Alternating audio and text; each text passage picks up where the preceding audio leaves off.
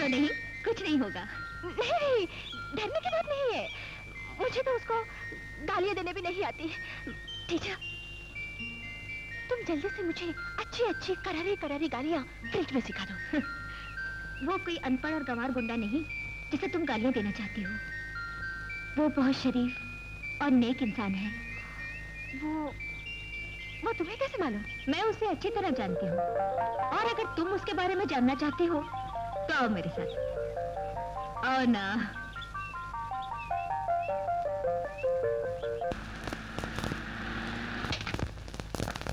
हाँ गुरु, तुम्हारी प्रेमिका तुम्हें प्रेम का प्रसाद देने के लिए कितने प्रेम से बैठी है। तुम भी जरा प्रेम से बाहर आओ, उससे प्रेम से मिल लो। आओ। हाँ। हेलो। हेलो, आपको रंग बहुत पसंद है ना? हाँ, इसीलिए रोजाना नई नई रंग की गाड़ियां लेकर आते हैं। नेचुरली। आज मैं काले रंग की साड़ी क्यों पहन कर आई हूँ जानते हो? क्यों पहन कर आई हो? ऑफ कोर्स, क्योंकि हम काले रंग की कार में आए हैं। नहीं, काला रंग नापसंदी की निशानी है और मैं तुम्हें ये समझाने के लिए काली साड़ी पहन कर आई हूँ कि मैं तुम्हें पसंद नहीं करती। अगर तुम इज्जतदार और शरीफ आदमी हो तो आज के बाद मेरा पीछा छोड़ दोगे। आई एम सॉरी, तुम्हें हमारे बारे में कुछ गलतफहमी हुई। हर रोज नई नई कार के साथ साथ नई नई लड़कियां बदलना भी हमारी तहजीब नहीं है, हमारी संस्कृति नहीं है। अपनी तहजीब, अपनी संस्कृति और अपनी सभ्यता में अच्छी तरह जानते हो और तुम्हें सिखा भी सकते। तहजीब, सभ्यता, संस्कृति सिखाने से नहीं आती, बल्कि इंसान माँ के पेट से लेकर पैदा होता है। जरा अपनी प्रेमिकाओं की लिस्ट देखकर बताना तो सही कि हमारी भारती का नंबर कौन सा है। ओह आई सी। तो तुम इसे जानते हो? क्यों, कल से पीछा करना छोड़ दोगे? क्यों, हम कोई बुज़दिल हैं? प्यार की दुनिया में बुज़दिल का कोई काम नहीं।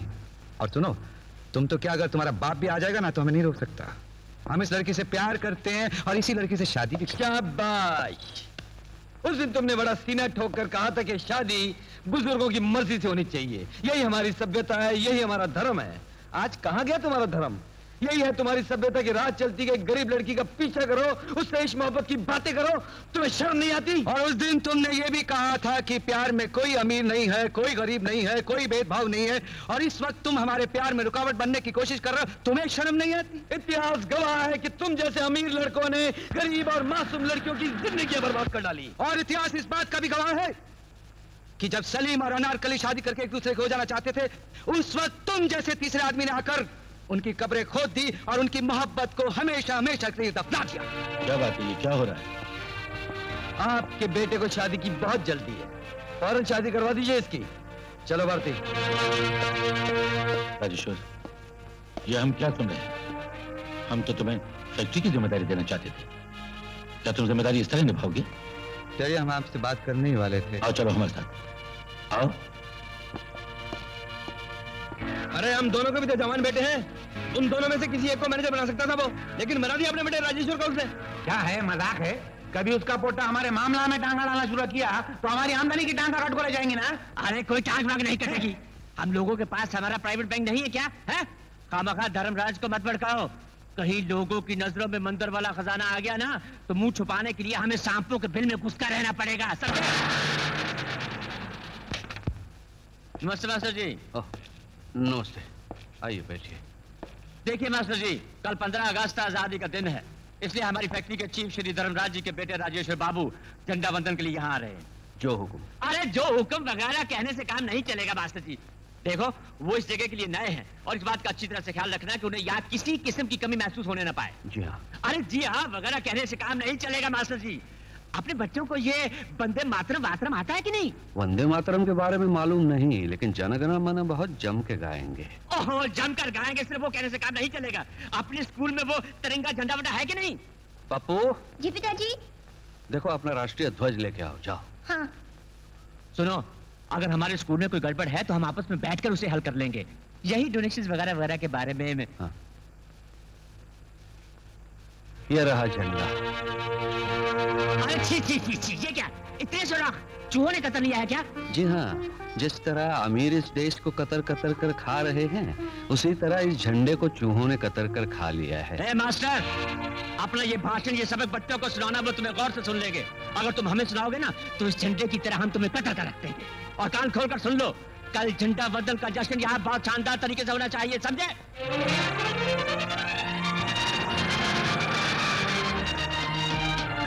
लीजिए, राजेश्वर बाबू आ गए।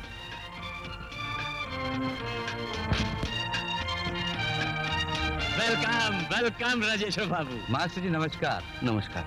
आपने हमें पहचाना? बचपन में हम आप ही के स्कूल में पढ़े थे। अरे वाह, इतना पुराना उस्ताद अभी तक याद है तुम्हें?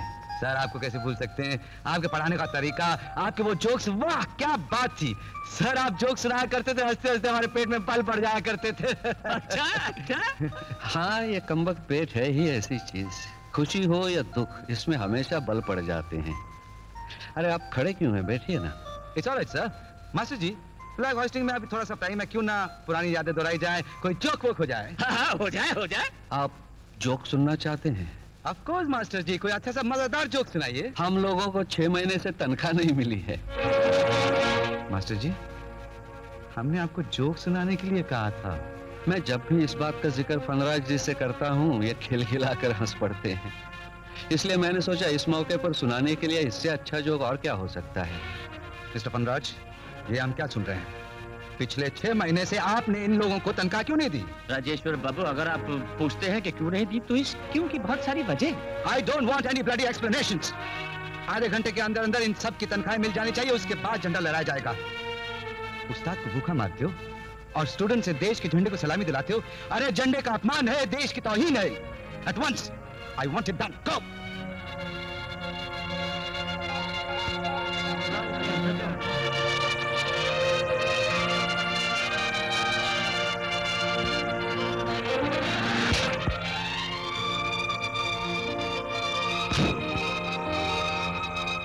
मिस्टर विष्णु प्रसाद, चलिए सबको बुलाइए, आइए।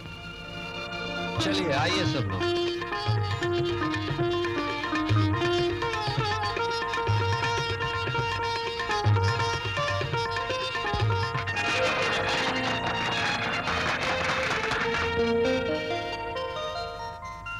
नमस्ते।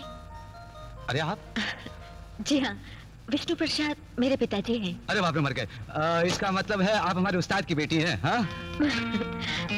ये मेरा भाई है श्याम। हेलो। हेलो। और ये मेरा छोटा भाई है किशोर। हाँ।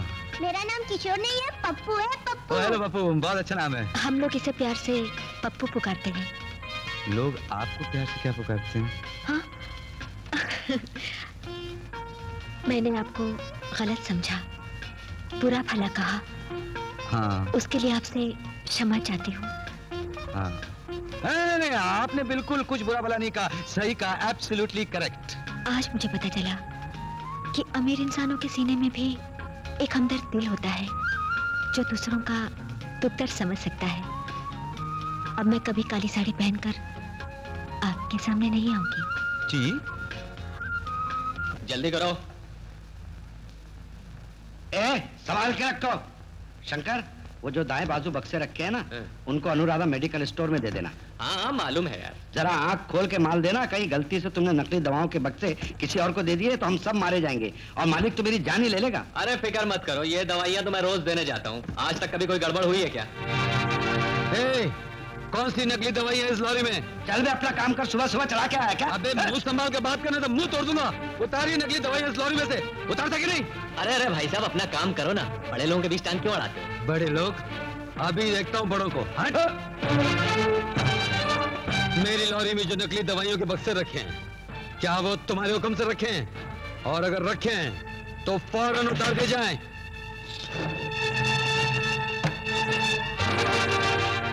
तुमने जिंदगी में कभी इतने रुपए देखे? और तुमने कभी जेल की सलाखें देखी हैं? दिखाओगे? नहीं, गिनवाऊंगा।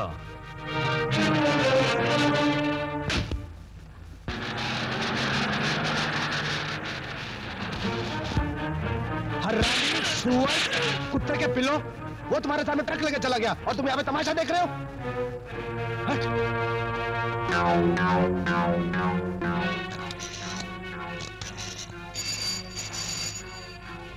राजेश्वर स्पीकिंग। हाँ गुरु, नागपाल बोल रहा हूँ। हमारी कंपनी की दवाइयाँ डिस्ट्रीब्यूशन के लिए लॉरी से निकाली गई हैं। लेकिन मुझे बाद में मालूम पड़ा कि उसके अंदर नकली दवाइयाँ हैं जो ड्राइवर की मिली भगत से ले जा रही हैं। कौन है वो ड्राइवर? तिलक। गुरु, ये वही तिलक है जिसने पहले भी हमसे टकराने की कोशिश की थी। मुझे लगता है कि वो हमें बदनाम करने के लिए ये चाल चल रहा है। पुलिस को फोन करूं? नहीं, गाड़ी का नंबर MSZ1122।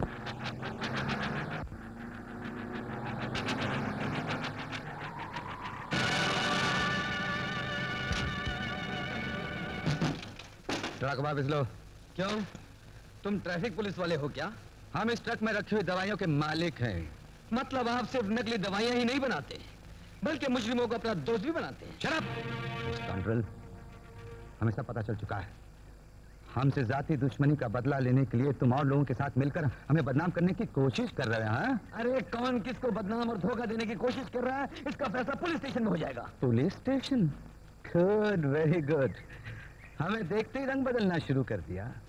अरे हम पहले समझते थे कि तुम एक जिद्दी किस्म के और सरफिरे इंसान हो। आज पता चला हम गलती पर थे। तुम तो गाहक देखकर पुड़िया बांधते हो, पार्टी देखकर चोला बदलते हो। पुड़िया बांधना और पार्टी को देखकर चोला बदलना ये अमीरों की फितरत है।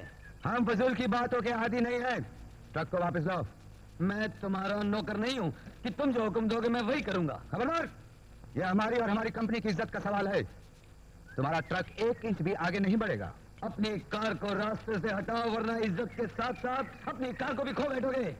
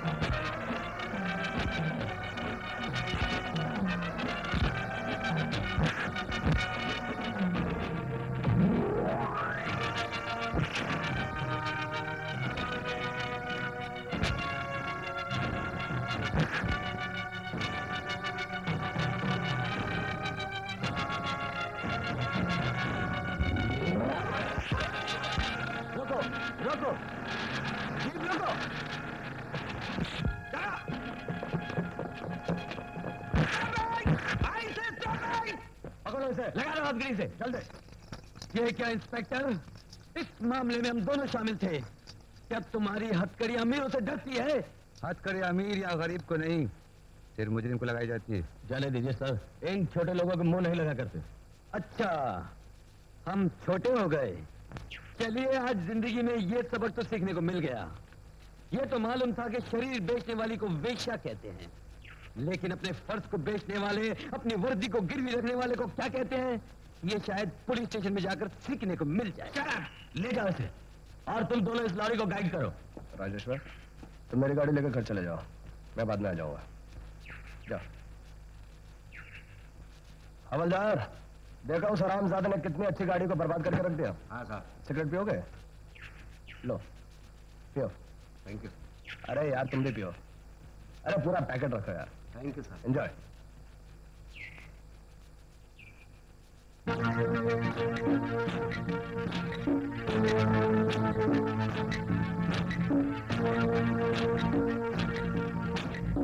उसूलन तो हम जैसे दौलतमंद और इज्जतदार आदमी को तुम जैसे एक मामूली इंसान से मिलने नहीं आना चाहिए था।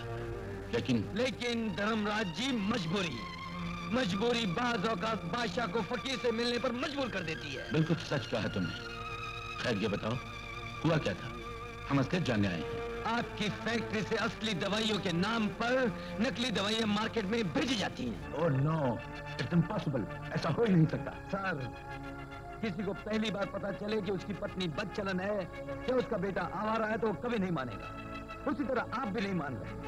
अगर आपको विश्वास नहीं आता तो खुद चुपके से जाकर फैक्ट्री की तलाशी लीजिए। पाप के कदमों के निशान कहीं ना कहीं आपको मिल ही जाएंगे। ओके। नमस्कार इंस्पेक्टर साहब। नमस्ते मास्टर जी, आइए बैठिए।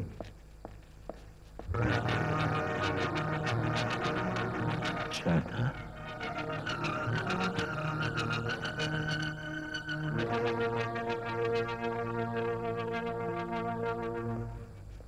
नंबर 105 तिलक को छोड़ दो।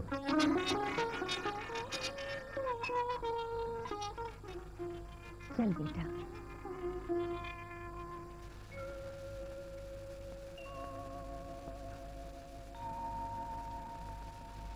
शारदा,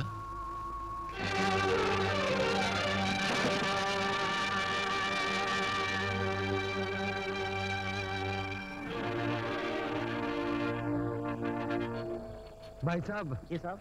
कल शाम तक गाड़ी तैयार हो जानी चाहिए। कल शाम तक क्या, मैं आज शाम तक कर दूंगा। शाबाश।